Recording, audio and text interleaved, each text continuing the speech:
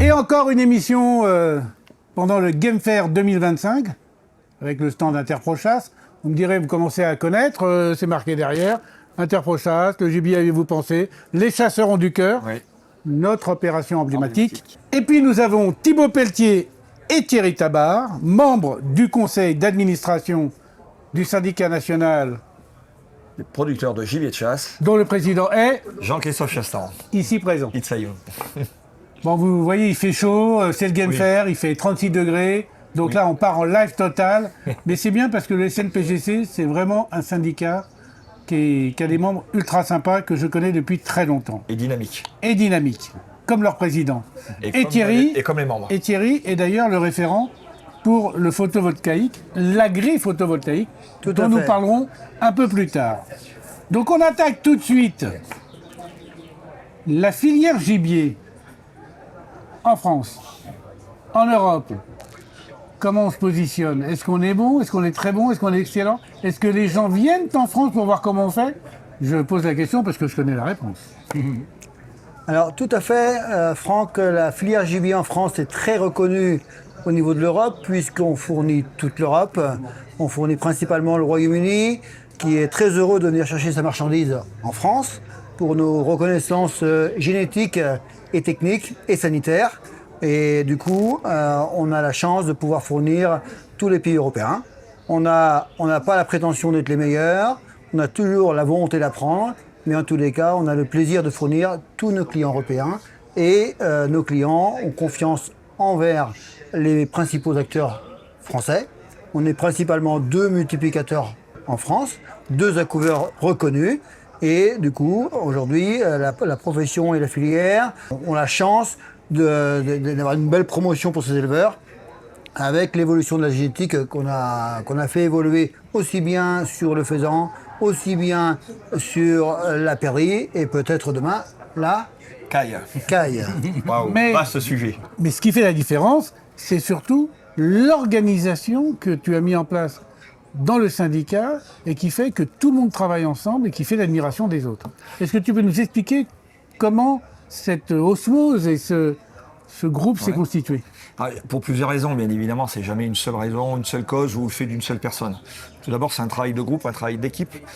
J'ai la chance d'avoir une extraordinaire équipe à côté de moi. La preuve, je croyais que mon ami Thibaut, il était encore vice-président. Dans mon esprit, pour moi, il est toujours, parce qu'ils font un énorme travail à mes côtés. Thibaut a fait un énorme travail, notamment sur un sujet réglementaire, qui a été le sujet de la construction de la base de données gibier, qui devenait une obligation réglementaire. Et c'est vrai qu'on a cette chance-là en France, à la fois d'avoir des élevages dynamiques, des élevages qui ont le sens, je dirais, de la solidarité, parce que nos organisations n'existeraient pas sans nos adhérents.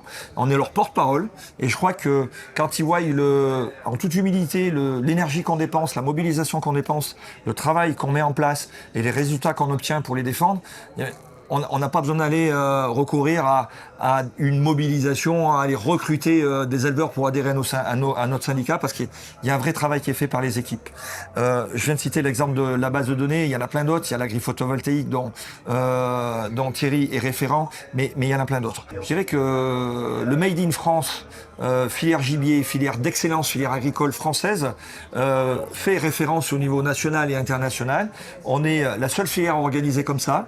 On a le SNA, le syndicat national des accouveurs, qui gère, on va dire, la partie amont de la production, tout ce qui est la partie reproduction et accouvage. On a le SNPGC qui gère l'ensemble, mais également la partie production. Et au-dessus du SNPGC, on a la chance, vraiment la chance d'avoir une interprofession agricole qui s'appelle Interprochasse, dont on est ici, qui nous reçoivent, et j'ai le privilège... Et dont tu es le président. Voilà, d'en être le président. Et c'est vrai que cette dynamique d'organisation, cette dynamique des éleveurs, fait qu'aujourd'hui, on est les interlocuteurs privilégiés des pouvoirs publics. Je viens de citer 2 exemples, et ils vont le développer tout à l'heure. Eh bien, c'est grâce à notre organisation, notre représentativité de la profession, qu'on est aujourd'hui écouté. Et c'est grâce aussi à notre professionnalisme et à la capacité à porter des projets jusqu'à leur réalisation, qui fait qu'on est devenus des interlocuteurs privilégiés des pouvoirs publics. Et le sérieux, parce que le sérieux de l'organisation est connu et reconnu. Oui, tout à fait. Mais alors, Thibaut, revenons un peu sur cette base de données. Explique-nous en quoi ça consiste.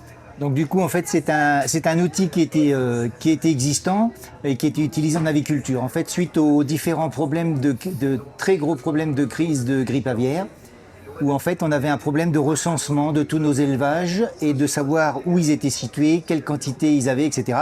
Et donc pour arriver à mieux gérer ces problèmes de crise de grippe aviaire, il y a eu 2 axes très forts qui étaient la biosécurité dans les élevages. Et donc du coup il y a eu un gros travail aussi qui a été fait pour penser la biosécurité dans nos élevages de gibier, qui ne sont pas du tout les mêmes contraintes qu'on pourrait avoir en aviculture. Et donc, il y a eu un gros travail d'adaptation de cette biosécurité sur nos élevages. Ça, c'était la première étape forte et importante, puisqu'elle fait partie des outils qui permettent de contenir un petit peu le développement de la crise de la grippe aviaire.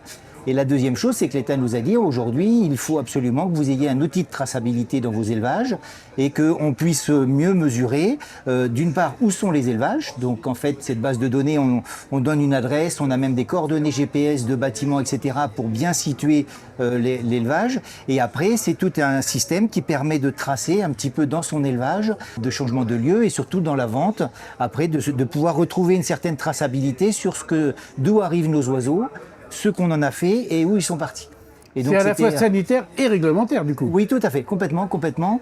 Cette traçabilité, c'est vrai que c'est l'État qui a un petit peu quand même insisté aussi en disant ça serait bien qu'on puisse avoir, puisque ça existait dans les autres filières, et que c'est quand même, la traçabilité, c'est un moyen de savoir ce qui s'est passé, et notamment, enfin, je pense que la grippe aviaire a bien été le révélateur de ce fonctionnement, où on peut diffuser à travers un élevage, on peut diffuser très large, si on a livré 4-5 clients, enfin, c'est ce qui se passait dans les autres filières, alors que pour nous, bon, c'était plus contenu, mais n'empêche qu'il y avait quand même des sujets, et surtout aussi de mieux référencer les éleveurs de gibier, où on n'était pas toujours très clair sur des élevages qui peuvent être un peu étendus, et du coup de référencer bien chaque lieu où étaient les élevages, les quantités stockées dans chaque lieu. Donc, l'outil qui favorise et qui accélère les enquêtes en cas d'épidémie.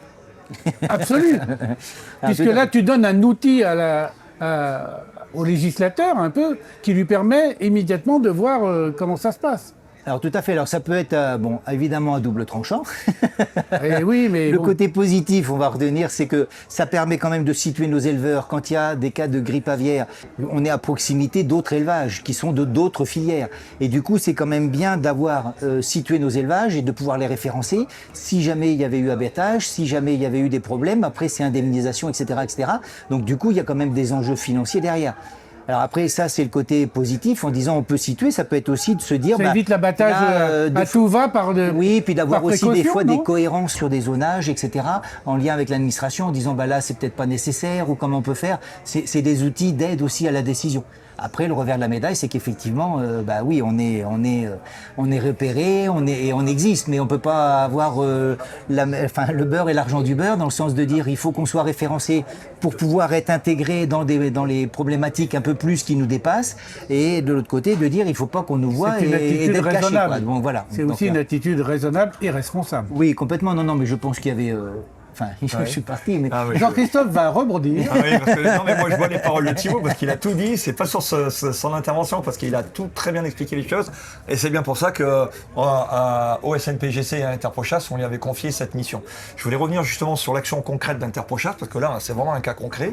Ça a été le rôle du SNPGC d'apporter la compétence technique par la compétence de Thibaut et du groupe qu'il a su construire autour de lui, copiloté par Interprochasse, puisqu'il faut savoir que cet organisme, aujourd'hui, ça a un coût, la base de données gibier. Il est entièrement financé par Interprochasse. Et quand les éleveurs souvent disent ça sert à quoi Interprochasse, et bien là, il y a un véritable exemple de l'outil et de l'utilité d'Interprochasse. Souvent, on nous dit Interprochasse, c'est dans la communication, mais il est aussi dans l'action. Et ça, c'est un bel exemple d'action concrète au service de nos adhérents, des membres d'Interprochasse et des adhérents du SNPGC. Et je voulais quand même rappeler et féliciter Thibaut, parce que franchement, le pilotage de cette opération s'est fait à un temps record. Je veux simplement expliquer que quand même, on était sur les 4 interprofessions de la fibre volaille, les derniers à ne pas avoir cet outil-là. L'administration nous l'a imposé, c'est pour ça, comme l'a dit Thibaut, il a fallu qu'on mette les bouchées doubles. Où les autres interprofessions ont mis une moyenne de 4 ans. Nous, en 1 an et demi, on a construit l'outil. Donc bravo à Thibaut et à toute l'équipe d'Interprochasse qui ont travaillé sur ce dossier-là. Parce que là, franchement, action, réaction et efficacité. Le Speedy Gonzalez est à notre table. Voilà. De la base de données. Mais il y en a un autre. Un autre qui, lui, est sur l'environnemental et sur l'agrivoltaïque. L'agrivoltaïque. Ça consiste en quoi Alors, on l'appelle agrivoltaïque, on l'appelle volière agrivoltaïque, on l'appelle volière photovoltaïque. Tout ça pour dire qu'aujourd'hui, on a des solutions apportées pour motiver notre filière, pour motiver nos jeunes éleveurs, pour la durabilité de notre filière. On parlait de quel est l'avenir de la chasse et de l'élevage du gibier. Les deux sont communs.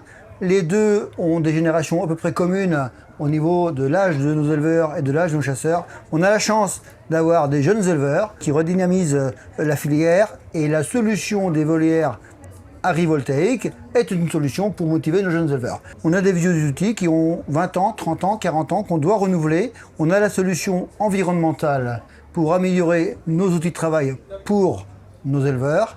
On a la solution environnementale pour améliorer l'outil de travail pour nos oiseaux.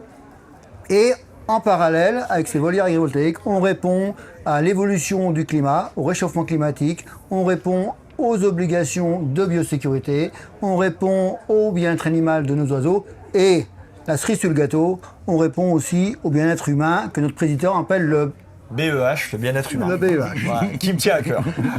Mais dis donc, au-delà de l'investissement qui, au départ, dans ces installations, peut toujours représenter une certaine somme, mais au bout du bout, c'est aussi une économie au point de vue de l'énergie dans les élevages. Tout à fait. On répond à une économie d'énergie puisque au-delà du bien-être animal pour nos oiseaux et de l'ombrage qu'on y apporte en cas de canicule ou pour les intempéries qu'on peut avoir, effectivement, nos ombrières vont permettre une production d'énergie photovoltaïque qui n'est pas négligeable, puisque une surface tolérable, on va dire, raisonnable plutôt, c'est le meilleur terme, de 3-4 hectares de volière va nous apporter une puissance de production d'énergie d'environ 3 à 4 mégas. Ah, donc c'est pas mal. Donc c'est pas mal.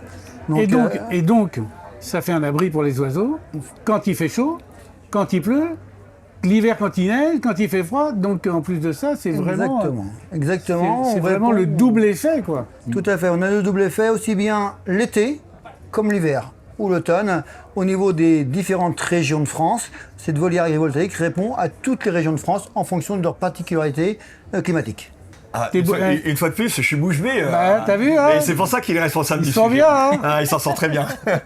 Alors, il connaît très bien. Moi, je voudrais simplement conclure en disant que la filière gibier s'inscrit dans une démarche éco-responsable. Souvent, la société critique les filières de production animale. Nous faisons partie des productions animales, la production de la filière gibier, et on démontre le contraire. On démontre que nos éleveurs sont responsables, sont éco-responsables, et qu'on s'inscrit dans un schéma durable, à la fois pour la continuité d'activité de notre profession, mais également en matière d'énergie et de bilan carbone. Et ça, c'est vraiment quelque chose d'exceptionnel. Vive la filière gibier, vive la filière chasse et vive les éleveurs gibier. Bon, je vais faire la conclusion, puisqu'on parle d'énergie. Moi, je trouve qu'on n'en manque pas, en tout cas chez Interprochasse, et n'était pas non plus au SNPGC. Donc c'est ça la filière du gibier français, c'est une filière d'excellence, Oui. et qui en plus fait la fierté des éleveurs de gibier, et qui sont un peu la jalousie de quelques pays européens qui nous entourent. Restez connectés, d'autres émissions sur les Game Fair arrivent. Et Jean-Christophe, prêt pour une autre interview? En pleine forme, à fond la forme. Alors on y va.